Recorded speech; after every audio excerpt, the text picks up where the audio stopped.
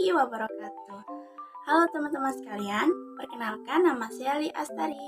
Saya dari Universitas Hairun Ternate, program studi pendidikan anak usia dini, kelas A semester 2. Pada kesempatan kali ini, saya akan membahas tentang bimbingan konseling pada anak usia dini.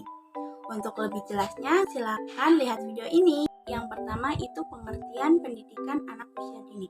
Pendidikan anak usia dini merupakan upaya pembinaan yang ditunjukkan kepada anak sejak lahir sampai usia 6 tahun yang dilakukan melalui pemberian stimulus ke pendidikan agar membantu perkembangan, pertumbuhan anak baik jasmani maupun rohani, sehingga anak mampu memiliki kesiapan memasuki jenjang pendidikan lebih lanjut. Jadi, pendidikan anak usia dini tidak semata-mata hanya ditunjukkan melalui di sekolah saja, tetapi lebih utama dilakukan kepada orang tua di rumah, di mana orang tua itu berperan utama atau berperan aktif di mana perkembangan dan pertumbuhan si anak ini.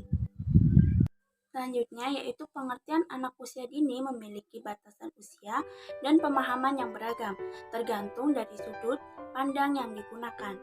Di sini ada 3, yaitu secara tradisional, secara institusional, dan secara yuridis. Yang pertama yaitu secara tradisional, yaitu pemahaman tentang anak sering diidentifikasi sebagai manusia dewasa mini, yang dimana masih polos dan belum bisa berbuat apa-apa, atau dengan kata lain belum mampu berpikir secara logis. Yang kedua, yaitu ada secara institusional, diartikan sebagai salah satu bentuk penyelenggaraan pendidikan yang menitik beratkan pada peletakan dasar arah pertumbuhan dan perkembangan, baik koordinasi motorik, kecerdasan emosi, kecerdasan jamak, maupun kecerdasan spiritual. Selanjutnya, yaitu secara yuridis. Ini dapat diartikan sebagai pemberian rangsangan pendidikan untuk membantu pertumbuhan dan perkembangan anak, contohnya yaitu seperti melatih berbicara pada anak. Itu akan menstimulus atau merangsang pada anak usia dini.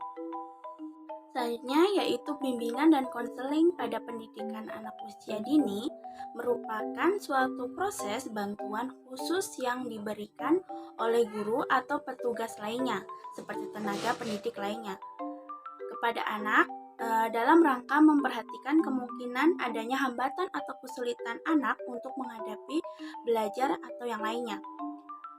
Dalam rangka hambatan perkembangan secara optimal dan konseling di lembaga pendidikan anak usia dini merupakan program bimbingan yang bermanfaat secara positif, tidak sekedar reaktif atau cenderung terhadap sesuatu hal yang tidak baik, dan korektif atau tindakan untuk menghilangkan faktor penyebab terjadinya ketidaksesuaian.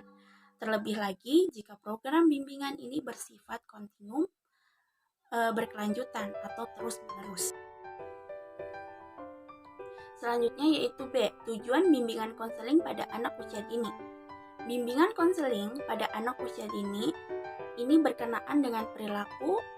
Oleh sebab itu, tujuan bimbingan konseling ini merupakan dalam rangka membantu pengembangan kualitas kepribadian suatu individu. Secara umum, menurut Prayitno dan Erman Amti 2004, mengemukakan bahwa tujuan bimbingan konseling ini secara umum adalah untuk membantu individu mengembangkan diri secara optimal.